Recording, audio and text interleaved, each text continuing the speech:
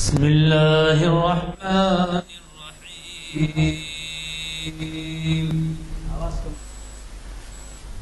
ألم نشرح لك صدرك ووضعنا عنك وزرك الذي أنقض ظهرك ورفعنا لك ذكرك فإن مع العسر يسرا إن مع العسر يسرا وإذا فرغت فانصب وإلى ربك اللہ العظیم. جیسے کہ ابھی عصر کی جماعت کے بعد اعلان کیا گیا، آج ہماری شریعت انفارمیشن سروس کی 562ویں نشست ہے اور اسے مخاطب کر رہے ہیں آپ کے جانے پہچانے مقرر حافظ و مفتی محمد محمد ہلال اعظمی صاحب، اور انہوں نے آج کا جو عنوان ہمیں دیا ہے جہد مسلسل اور اسلام. اب آپ جہد مسلسل کیا ہے وہ خود سمجھائیں گے. اتنا تو آپ سمجھتے ہیں جد و جہد میں لفظ استعمال ہوتا ہے اور جد و جہد ایک عام اصطلاح کے طور پہ استعمال ہوتی ہے. یہ محفل آج یعنی 22 دسمبر 2014 عیسوی مطابق 28 صفر 1436 ہجری بروز پیر بعد نماز عصر کانفرنس ہال جامع مسجد عالیہ گن فاؤنڈری میں منعقد ہو رہی ہے، اور میں کنوینر غلام یزدانی آپ سے مخاطب ہوں. حضرات، جو مراحل ان 1400 سال میں گزرے ہیں، آپ کو ابھی بتایا گیا کہ 1436 ہجری ہے، تو اس میں جہد مسلسل کا بہت بڑا رول رہا ہے. اور ہمیں خوشی ہے کہ مقرر صاحب نے ایسے عنوان کا انتخاب فرمایا جس میں ہمارے لیے بہت ہی دلچسپی کی باتیں رہیں گی، اور کس طرح سے ہمارے آباء و اجداد نے یا بزرگان دین نے ایسے حالات کا مقابلہ کیا جن حالات میں شاید اگر اللہ تعالیٰ نصرت و فتح اللہ تعالیٰ کی شامل نہیں ہوتی تو ظاہر ہے کہ تو اسلام دنیا میں آج وہ مقام حاصل نہیں کرتا. آپ کو تو پتہ ہے طرح طرح کی اطلاعات آتی ہیں کہ تیزی سے اسلام پھیل رہا ہے، لیکن اس کے ساتھ یہ بھی ہے کہ مسلمان بھی بعض ممالک میں ایسے ہیں جو اسلام سے دور ہو رہے ہیں، اس کی طرف بھی جو ہے توجہ کی جا رہی ہے. لیکن یہ ہے کہ جہد مسلسل جو ہے ہمارے لیے اس وجہ سے دلچسپی کا باعث ہے کہ یہ جو ہے ایک سمجھیے کنٹینیوس ایفرٹ ہے. یہ جہد مسلسل جو ہے، ظاہر مسلسل کے معنی آپ سمجھتے ہیں کہ کبھی بیچ میں گیپ نہیں آتا بلکہ سلسلہ اس کا قائم رہتا ہے. میں آپ کی توجہ چہارشنبے کے خطاب کی طرف بھی دلاؤں گا جس میں ہمارے کارگزار صدر اقبال اکیڈمی جناب محمد ضیاء الدین نیّر صاحب محفل اقبال شناسی کی 785ویں نشست کو مخاطب کر رہے ہیں، اور یہ عنوان انہوں نے دیا ہے بڑا دلچسپ ہے. وہ آپ بھی جانتے ہیں، وہ مصرع زبان زد خاص و عام ہے کہ محمد سے وفا تو نے تو ہم تیرے ہیں. یہ تمہید کے ساتھ میں ہمارے آج کے مقرر صاحب کو شہ نشین پر تشریف لا کر ہمیں اپنے خطاب سے استفادے کا موقع دینے کی گزارش کروں.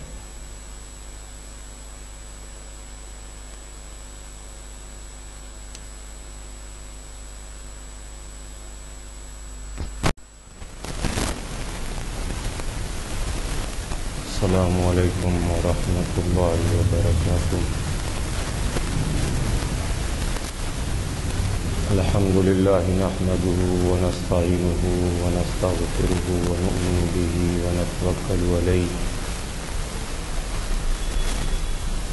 ونعوذ باللہ من شرور انفسنا ومن سیئات اعمالنا، من يهده الله فلا مضل له ومن يضلل فلا هادي له، ونشهد أن لا إله إلا الله وحده لا شريك له، ونشهد أن محمدا عبده ورسوله، أما بعد أعوذ بالله من الشيطان الرجيم، بسم الله الرحمن الرحيم،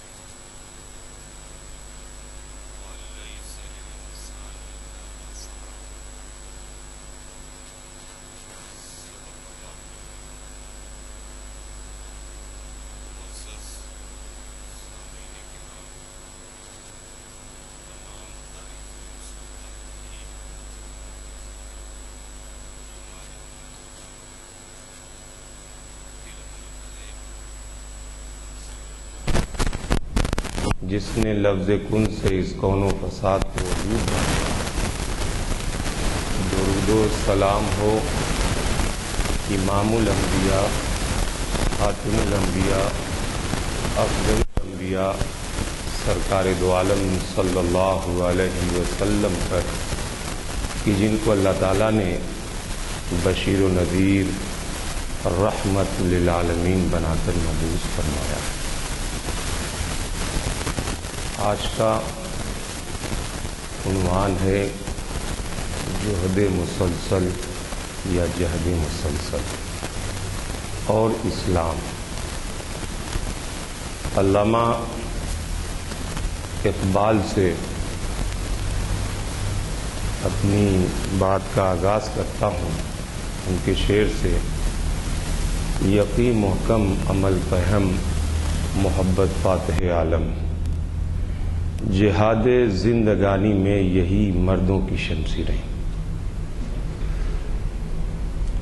مسلسل کاوشوں سے ہی سنور جاتی ہیں تقدیریں، جو تھک کر بیٹھ جاتے ہیں وہ منزل پا نہیں سکتے۔ اسلام اتنا خوبصورت، اتنا عمدہ مذہب ہے کہ عبادت میں بھی لگاتار محنت کرنے کی دعوت دیتا ہے، تجارت میں بھی لگاتار محنت کرنے کی دعوت دیتا ہے، ملازمت میں بھی لگاتار محنت کرنے کی دعوت دیتا ہے، ہر جگہ جد و جہد مسلسل کرنے کی دعوت دیتا ہے۔ ایسا نہیں ہے کہ اگر عبادت کریں تو اسی وقت لگاتار عبادت کریں، ایسا نہیں ہے کہ تجارت کریں تو لگاتار تجارت کریں۔ ان دونوں کے درمیان ایک ایسی بات ہے کہ دونوں میں انسان کو تجارت بھی کرنی ہے، ملازمت بھی کرنی ہے، عبادت بھی کرنی ہے۔ اور بڑی خوبصورتی کی بات یہ ہے کہ یہ ہر محنت میں، ہر جد و جہد میں اسلام یہ کہتا ہے کہ اس میں اجر ملتا ہے، اس میں عبادت ہے۔ صرف نماز پڑھنا، روزہ رکھنا، زکوٰۃ دینا، حج کرنا، اسی میں صرف اجر نہیں ملتا ہے، بلکہ کوئی آدمی اگر تجارت میں محنت کرتا ہے، ملازمت میں محنت کرتا ہے، کاروبار میں محنت کرتا ہے، زراعت میں محنت کرتا ہے، صنعت و حرفت میں محنت کرتا ہے، تو اس میں بھی اسے اجر ملتا ہے۔ دیگر اور اگر مذاہب میں اگر آپ مطالعہ کریں تو ان میں یہ باتیں نہیں ملتی۔ ان کے ہاں عبادت صرف جو مخصوص جگہ پہ یا مخصوص مقام پہ ادا کرنے کا نام عبادت ہے۔ مگر اسلام نے دین اور دنیا کو دو حصوں میں نہیں بانٹا، بلکہ ہر جگہ اسلام نے کہا کہ جہاں پہ شریعت کے اصول کے مطابق کام کیا جائے گا، جہاں پہ سرکار دو عالم صلی اللہ علیہ وسلم کی تعلیمات کے مطابق اگر کام کیا جائے گا تو وہ چیز عبادت ہے، وہ چیز اس میں کتنا بھی آدمی محنت کرتا ہے اس کو عبادت ہی تصور کیا جائے گا، اس کو عبادت ہی سمجھا جائے گا۔ اسلام سستی کی دعوت نہیں دیتا، اسلام کاہلی کی دعوت نہیں دیتا، اسلام وقت گزاری کی دعوت نہیں دیتا، اسلام ریاکاری کی دعوت نہیں دیتا، اسلام نام و نمود کی دعوت نہیں دیتا، اسلام شہرت آوری کی دعوت نہیں دیتا۔ اسلام اس بات کی دعوت دیتا ہے کہ اگر آپ عبادت کریں تو بالکل ہوشیاری کے ساتھ، جستجو کے ساتھ، محنت کے ساتھ، لگن کے ساتھ اور مسلسل عبادت کے اندر جیسا اللہ تعالیٰ نے فرض کیا ہے۔ ظہر کی نماز پڑھتے ہیں تو عصر کے بارے میں، عصر کی نماز پڑھتے ہیں تو مغرب کے بارے میں، مغرب کی نماز پڑھتے ہیں تو عشاء کے بارے میں، عشاء کی نماز پڑھتے ہیں تو فجر کے بارے میں۔ تو اسلام نے ایک ایسا مرحلہ رکھا ہے کہ اس میں انسان کو مسلسل عبادت کرنی، اور بیچ کے اندر اللہ تعالیٰ نے ایسا نہیں کیا کہ صرف انسان جو ہے عبادت ہی کرتا رہے۔ چنانچہ سورہ جمعہ میں اللہ تعالیٰ نے ارشاد فرمایا فَإِذَا قُضِيَتِ الصَّلَاةُ فَانْتَشِرُوا فِي الْأَرْضِ، جب نماز پڑھ لو تو زمین میں منتشر ہو جاؤ، پھیل جاؤ، وَابْتَغُوا مِن فَضْلِ اللَّهِ، اور اللہ کے فضل کو تلاش کرو، وَاذْكُرُوا اللَّهَ، اور اللہ کا ذکر کثیراً کثرت سے کرو، لَعَلَّكُمْ تُفْلِحُونَ، تاکہ تم کامیاب ہو جاؤ۔ دیکھیے، اگر ایک طرف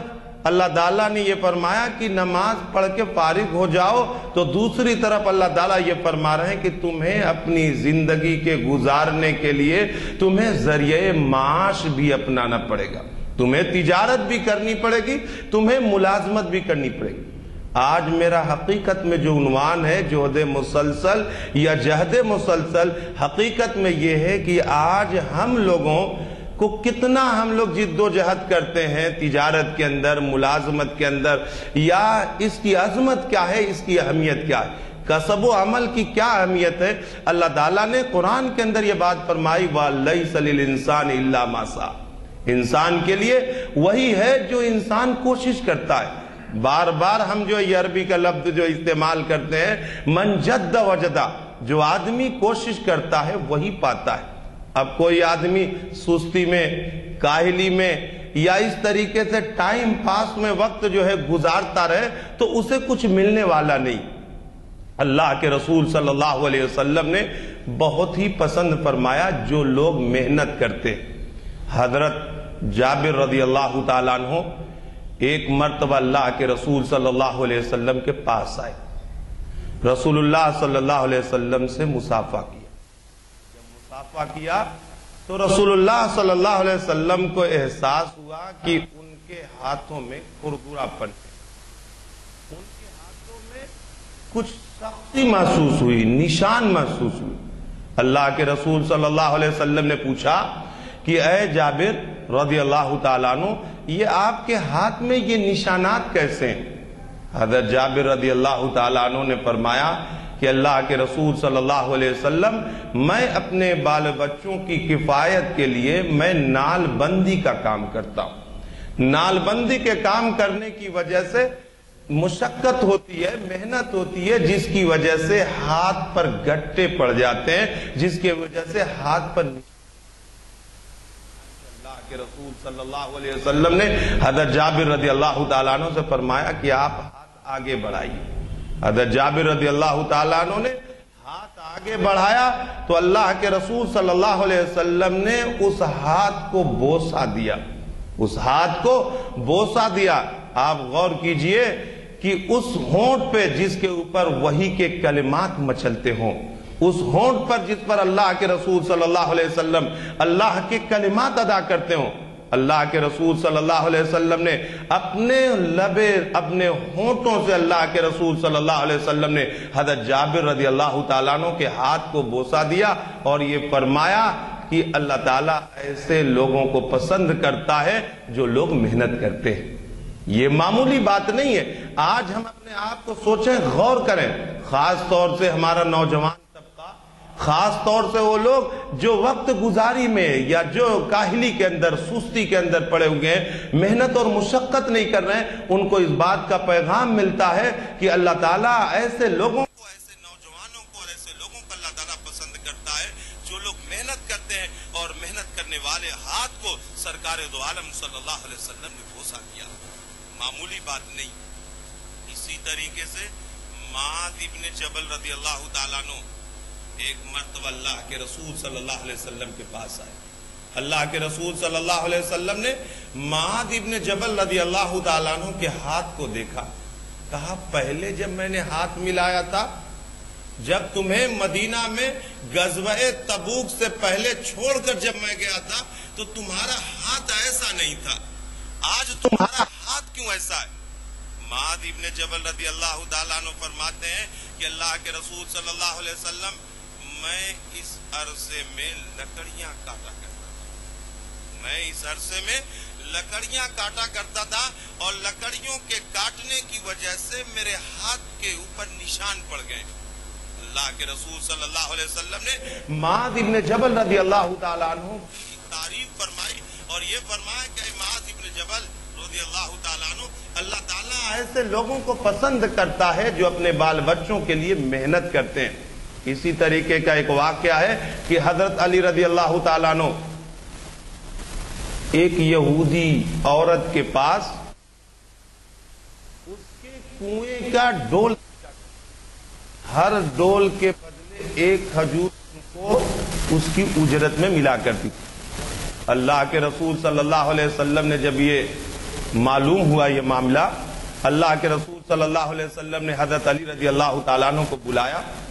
اور یہ فرمایا کہ کیا ماجرا ہے؟ حضرت علی رضی اللہ تعالیٰ عنہ نے اپنے ہاتھ کو دکھایا اور فرمایا کہ ہاتھ میرے اس وجہ سے پھٹ گئے ہیں کہ میں ڈول کھینچتا ہوں۔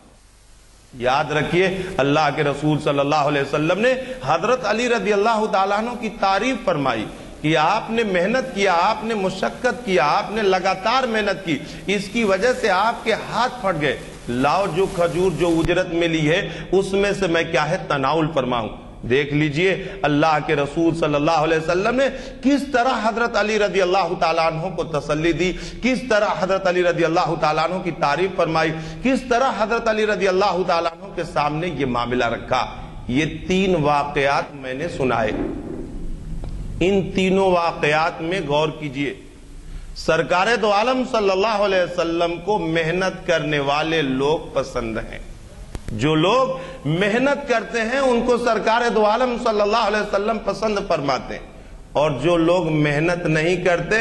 جو لوگ کاہلی کرتے ہیں، جو لوگ سستی کرتے ہیں، ان کو سرکار دو عالم صلی اللہ علیہ وسلم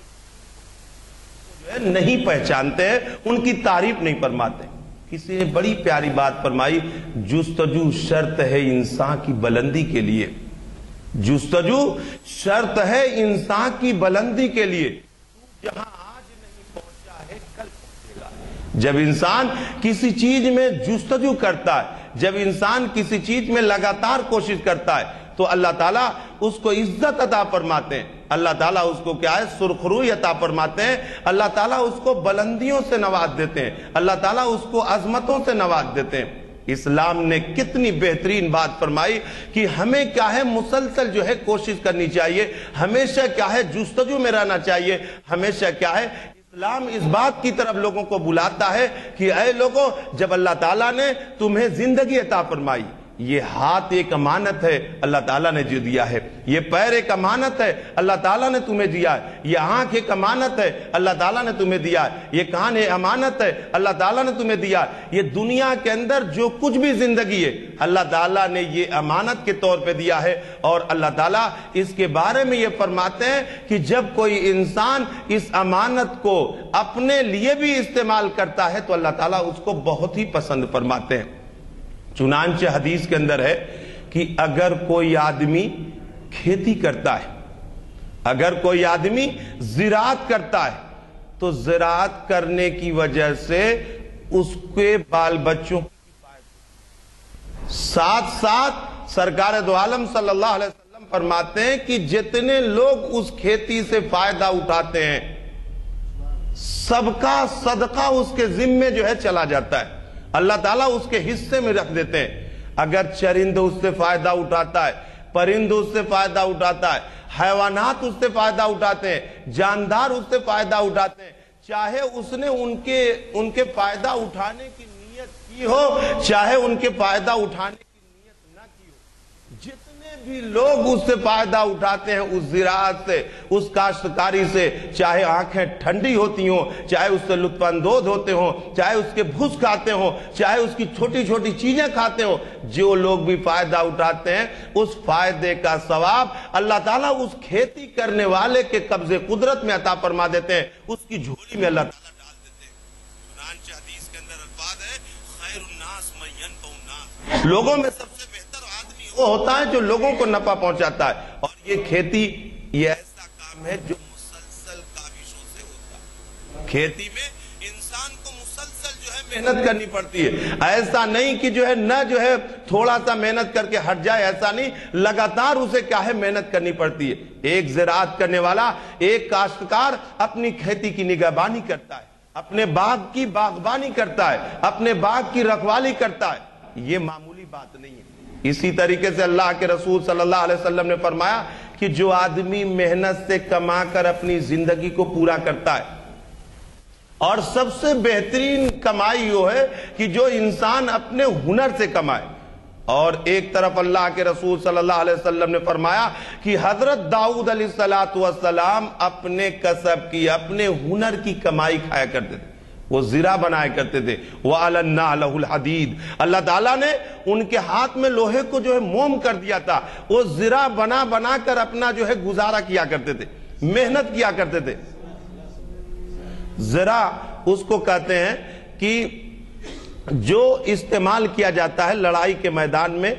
پہننے کے لیے، اس کو جو ہے زرہ کہا جاتا ہے۔ تو زرہ جو ہے بنا کر اپنے جو ہے ان کے ہاتھ میں اللہ تعالیٰ نے موم کر دیا تھا، اس زرہ کو بنا کر جو ہے اس کی جو ہے کمائی کھایا کرتے تھے۔ یہ جو ہے اللہ کے رسول صلی اللہ علیہ وسلم نے کہ جو آدمی اچھی طرح کماتا ہے، محنت کرتا ہے، اللہ تعالیٰ اس کو بہت پسند فرماتے ہیں۔ چنانچہ سرکار دو عالم صلی اللہ علیہ وسلم نے ایک صحابی کو دیکھا، مسجد نبوی صلی اللہ علیہ وسلم تعمیر ہو رہی تھی، وہ بہت اچھی طرح سے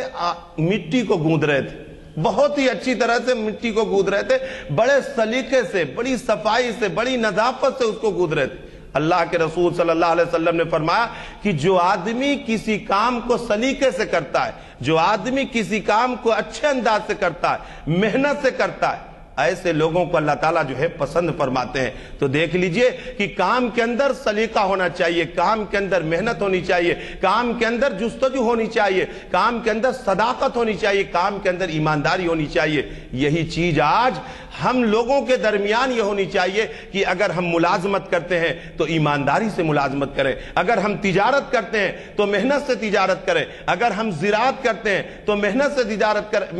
سے زراعت کریں۔ اس کے اندر ہی معاملہ کیا ہے، بہت ہی اچھا ہوا کرتا ہے۔ اسی طریقے سے اللہ کے رسول صلی اللہ علیہ وسلم نے، ترمذی شریف کی روایت ہے کہ التاجر الصدوق، جو کیا ہے سچا تاجر ہوگا،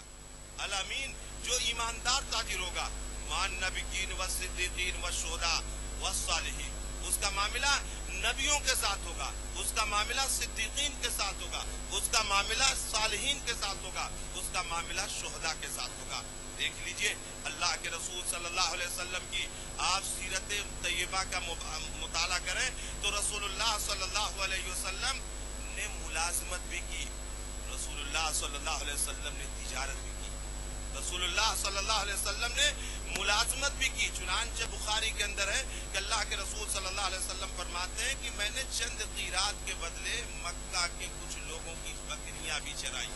اللہ کے رسول صلی اللہ علیہ وسلم نے چند قیرات کے بدلے مکہ کے لوگوں کی بکریاں بھی چرائی۔ ساری دنیا کے سامنے اللہ کے رسول صلی اللہ علیہ وسلم نے یہ اعلان فرمایا کہ وقت پڑنے پر آدمی کو ملازمت بھی کرنی چاہیے۔ جب اپنے بال بچوں کا معاملہ ہو تو وہاں پہ انسان کو ملازمت بھی کرنی چاہیے۔ اسی طریقے سے اللہ کے رسول صلی اللہ علیہ وسلم نے تجارت بھی فرمائی،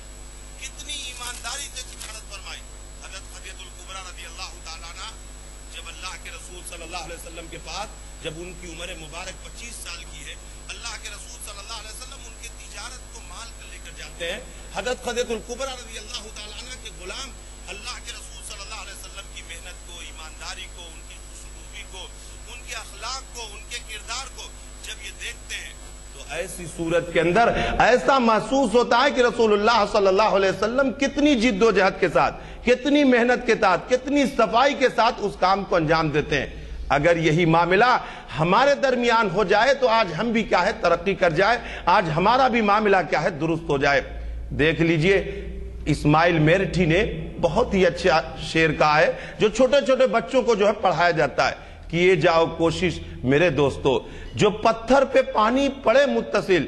تو گھس جائے بلا شبہ پتھر کی سیل. جو پتھر پہ پانی پڑے متصل تو گھس جائے بلا شبہ پتھر کی سیل. کیے جاؤ کوشش میرے دوستو. جب آدمی کوشش کرتا ہے، محنت کرتا ہے، جستجو کرتا ہے تو اللہ تعالیٰ اس کو دنیا کے اندر بھی معاملہ اچھا رکھتے ہیں اور اللہ تعالیٰ اس کو آخرت کے اندر بھی نوازتے ہیں. تو یہاں پہ ہمیں جو ہے آج کے جو ہے اس لیکچر کا یا جو ہے اس مجلس کا، اس محفل کا خلاصہ یہ ہے کہ ہم عبادت ہو یا جو ہے صنعت و حرفت ہو یا ملازمت ہو یا تجارت ہو، جہاں پہ رہیں ہم ایمانداری سے کام کریں، جہاں پہ رہیں صداقت سے کام کریں، جہاں پہ رہیں محنت سے کام کریں، جہاں سے رہیں ایک مسلسل جو ذمہ داری ہے اس کو ادا کرنے کی کوشش کریں. یقین مانو اس کی وجہ سے اللہ تعالیٰ ہمیں دنیا کے اندر بھی سرخرو عطا فرمائے گا اور آخرت کے اندر بھی سرخرو عطا فرمائے گا. عزائم ہوں اگر محکم چراغ دل جلانے میں تو کیا مشکل زمانے پر اجالا بن کے چھانے میں.